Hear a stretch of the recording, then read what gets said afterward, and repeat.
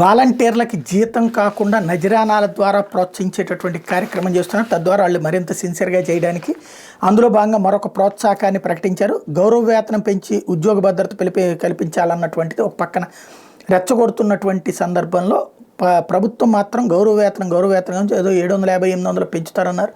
మరి మొన్ననే మంత్రి చెప్పారు, అది సంక్రాంతి నుంచి అనుకుంటే కాలేదు.